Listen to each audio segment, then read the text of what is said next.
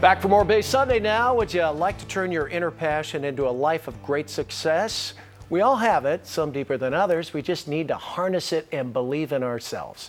Well, our next guest is your mentor, a top exec with J. Morgan Chase and Allstate. He is now a motivational speaker, a strategist, and a success coach, and an author of a new book out last year, Success on Your Own Terms, 6 Promises to Creating an Amazing Life. Please say hi to James Rosseau. How are you? Great, Frank. How are you? Good to have you on board. Thank you for having me. Well, we were talking about passion before we went on the air. Why is it, we all want something in life, but how do we harness it? You know, I say to people, pull back your passion, right? When I'm talking to folks and I ask them, what are the things you dreamed about 12, 13, 14 years old, and are you doing them now? Yeah. And the answer is usually no. What happened? And somewhere in that later teen phase, going into college, you figure out, well, I have to make money.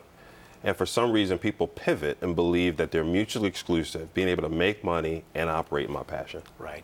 I had a lot of friends that were at a Cal that I bartended for 3 or 4 years, working at little crazy radio stations. I think my first TV job was $9 grand. And meanwhile, all my friends are, well, I'm a dentist now, I'm a lawyer, and I'm still kind of, hucking away. But you got to follow your dream. Absolutely. And if you keep putting a brick on the wall, eventually you're going to get there, right? Absolutely. And it gives you incredible momentum and energy.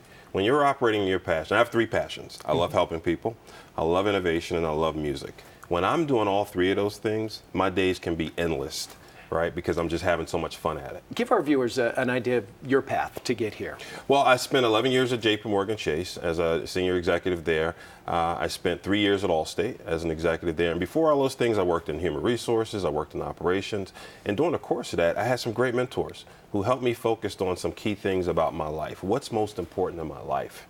And it helped me really hone in on those passion points. And spending time, particularly at J.P. Morgan Chase, that's mentoring people, you find people drift. And I call it, how do you shift from drift back to your passion? No doubt. We get lost in the minutia day Absolutely. to day. I tell people, I can't wait for the weekend. And you think, if you live to be 100, you live, 36,000 days? Right. Kind of precious, It is. You got to make hay while you can. Well, you got 6 steps. Let's start with embracing your passion, which we've kind of covered a little bit. Right. But, well, embracing your passion, again, is just about really tapping into you, right? What's most important to you? I start with gifts and talents. A lot of times when you talk to people about their gifts and talents, what are the things that naturally take hold for you? What are the things that you enjoy doing? When I'm interviewing folks, Frank, I just did this last week. The last question of my interview for a person, after I get past the technical skills and the leadership skills, is, if you won the lottery tomorrow, what will you be doing next week?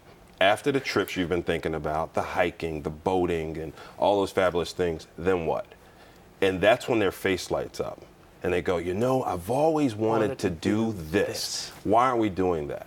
Good point. Yeah. Perform to progress. Yeah, it's just simply a repivot. Instead of thinking about perfection, right? Perfection can be fleeting, and lack of perfection can be debilitating. How do you think about the incremental steps and how important they are to getting through your journey? So it's really perform to progress. Celebrate the small steps along the way.